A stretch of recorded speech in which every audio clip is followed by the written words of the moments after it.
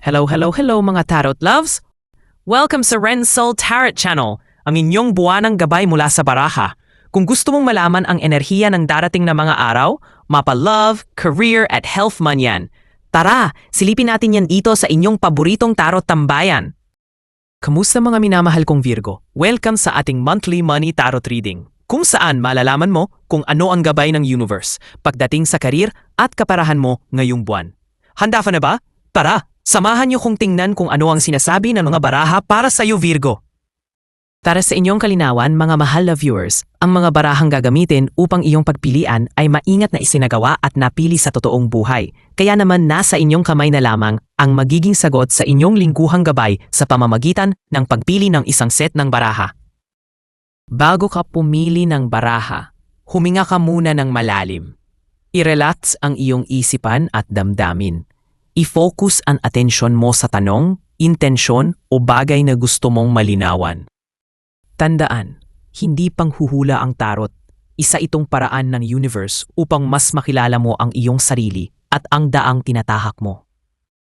Pero bago iyan, maglaan muna tayo ng maiksing dasal bago ka pumili ng iyong baraha.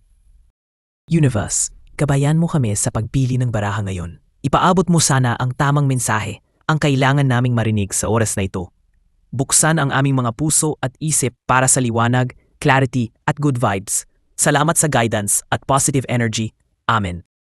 At para sa iyong reading, sa harap mo ay may tatlong set ng card. Set 1, Set 2, at Set 3. Piliin mo ang barahang pinakamalakas pumukaw ng iyong atensyon at gamit ang iyong intuition. Ang tamang mensahe ay palaging makakarating sa tamang oras. Magbibigay lamang ako ng 10 segundo upang makapili ka ng iyong ninanais na baraha.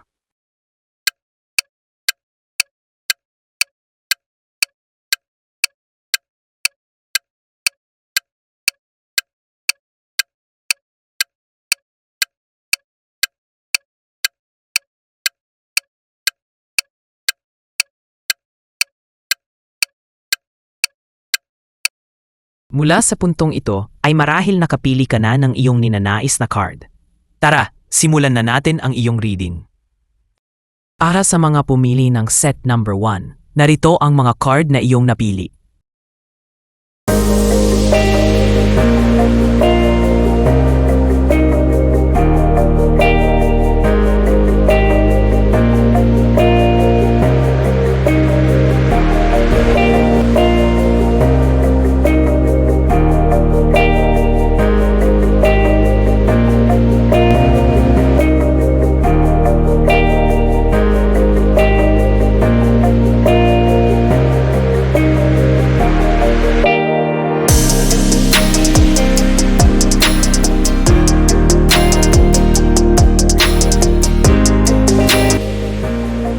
Ay nako, Virgo, ito na agad tayo sa pa-mystery card, ha? The Moon. Ibig sabihin nito, may mga bagay sa paligid mo tungkol sa pera na hindi malinaw. May mga pinagdududahan kang usapan. O baka may pinapasok kang financial decision na medyo malabo pa ang linaw. Alam mo yung feeling na parang may gusto kang bilhin pero parang may bumubulong sa'yo na, sure ka na ba dyan? Ayan yun. Baka may hidden fees, hidden agenda, or hidden utang na gustong ibato sa'yo. Huwag basta-basta magtiwala, lalo na kung may nagsasabing, easy money lang to bes, maliit lang ang puhunan, pero ang laki ng balik promise. O ito na, Virgo, may biglang dadating na tulong o offer. Baka may gustong magpautang sa'yo o may taong nag-aalok na tulungan ka. Ang tanong lang, Virgo, may kapalit kaya yan? 6 of Pentacles is about give and take, Virgo. Mabait kang tao, mahilig kang tumulong. Pero minsan, nauubos ka ring kakabigay, tapos walang bumabalik. So kung may lalapit sa'yo para humingi ng pera o tulong gayon, tanungin mo rin muna sarili mo. May matitira pa ba sa'kin? Worth it ba to? O ayan na, yung sagot sa unang card mo, Virgo. Ayan pala yung malabong desisyon na pinag-iisipan mo eh. Kung tutulungan ko ba tong tao na to? Or pwede ding hihingi ba ko ng tulong sa tao na to? Isa lang ang pinaparating ng unang dalawang card mo, Virgo. Hindi ka pa talaga sigurado sa desisyon na yan. Ang lakas mo, Virgo. Pero hindi ito tungkol sa lakas ng katawan ha, kundi lakas ng loob at kontrol. O ano Virgo, connected pa rin sa 2 cards mo, di ba? Gustong iparating ng card na ito na kailangan mo ng inner strength para pigilan ang sarili mo sa desisyon mo na yan. This means kayang-kaya mong lampasan ang confusion ng the moon at maging matalino sa pagbibigay o kaya paghingi ng tulong gaya ng 6 of Pentacles. Ang sikreto, disiplina at tiwala sa sarili mong instincts. Alam mong may gusto kang marating. Huwag mo naman sayangin sa one-day millionaire moments. At eto ang final card mo Virgo, si Page of Swords, ang batang chismosa ng tarot deck. Pero in a good way ha? Ibig sabihin nito Virgo, maging mapagmasid ka, magsaliksik ka at magtanong. O ayan na ha, binigyan ka pa ng idea ni Page of Swords kung anong kailangan mong gawin. Huwag tanggap lang ng tanggap pagdating sa pera. Kung may tao kang papautangin or tutulungan, huwag kang padalos-dalos Virgo. Magtanong ka, alamin mo kung karapat-dapat ba. Lahat ng detalye hanapin mo. Virgo ka diba? Detail-oriented ka. Gamitin mo yan bes. Ang payo ng mga card na to Virgo? Bago ka gumastos, bago ka tumulong, bago ka pumasok sa kahit anong pinansyal na deal, ilawan mo muna ang buong kwarto. Huwag basta yes, huwag basta go. Gamitin mo ang talino at pakiramdam mo Virgo kasi pag pinagsama mo yun, aba, perfect decision talaga yan. At para sa mga pumili ng set number 2, ang mga card na iyong napili ay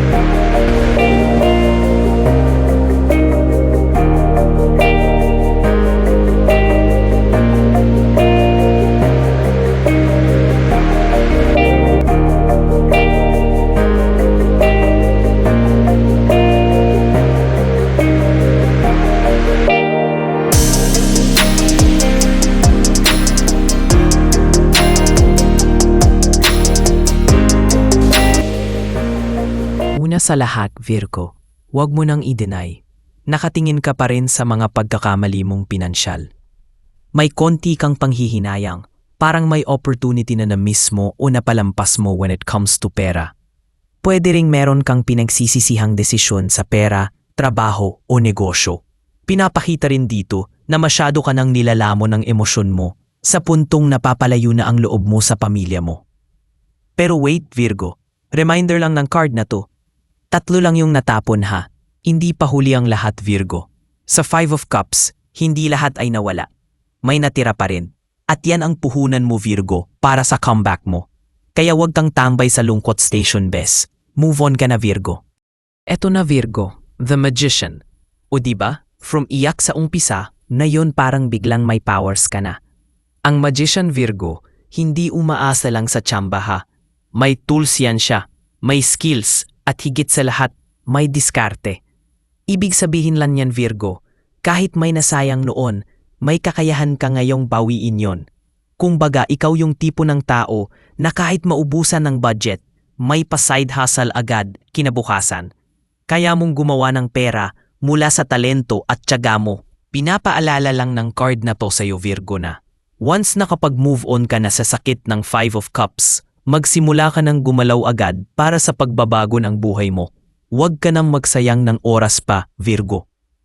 Eto na ang boss card, the Emperor. Next naman Virgo, after mong ma-realize ang mga lessons sa 5 of Cups at gamitin ang skills mo sa Magician, eto ka na ngayon, naka-throne, may game plan, may control. Posibleng may darating na opportunity na magiging stepping stone mo para maging financially stable. O baka ikaw mismo ang magtatayo lang sarili mong business o magle-level up sa work. Basta ang mahalaga dito, may structure, may plano, at may leadership. Wala nang paligoy-ligoy pa. Yan ang Emperor style. Ay grabe, ito na ang glow-up card mo, Virgo. Queen of Pentacles is the ultimate plantita ng budget. Nurturing, practical, at magaling humawak ng pera. Ibig sabihin, if you follow the lessons ng first 3 cards, darating ka rin sa punto na hindi ka na lang basta kumikita, kundi marunong ka na rin magpalago at magpahalaga sa bawat sentimo.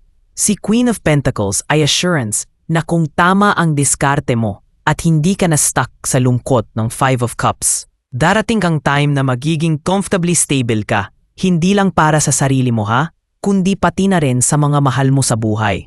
Pero reminder Virgo, hindi bibida ang rabbit dyan kung wala siyang ganap ha. Nagbibigay babala ito na dapat ka pa rin mag-ingat kung saan ka tumatalon o nagde-decide habang hinahabol mo ang iyong tagumpay. Virgo, yes may mga regret ka noon pero hindi ka natapos doon. May power ka na yon to create something new. Take control at eventually nurture abundance. Tandaan mo Virgo, kung may nawala man dati, baka hindi talaga para sa'yo dahil may mas maganda pang darating, lalo na kung ikaw na mismo ang gagawa ng paraan. Ops, teka muna! Bago tayo magpatuloy, narito na ang ating mga best commentor of the week. Shoutout nga pala sa inyo, Mutya Lovely, Amad Junia at Esterlita Cabrido. Maraming salamat sa walang sawang pagsubaybay at pag-comment. Kaya ikaw, ikaw na nanonood ngayon. Kung gusto mong ma-feature sa next video bilang best commentor, comment lang ng comment. Malay mo, ikaw na ang susunod na babatiin ko rito. Okay, tara na, ituloy na natin ang iyong reading. Para sa mga pumili ng set number 3, narito ang iyong mga napili.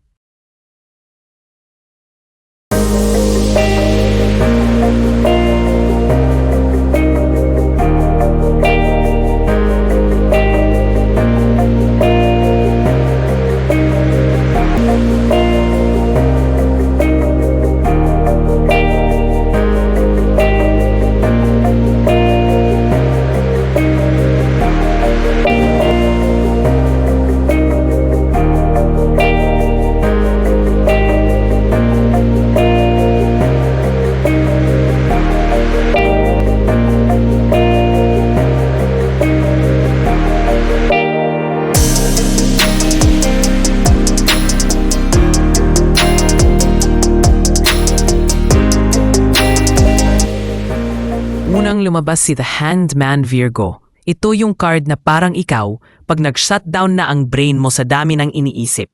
Trabaho, negosyo, savings, kuryente, online budol, lahat na. Pero ang sinasabi ng barahang to, pause ka muna. Tingnan mo muna sa ibang anggulo.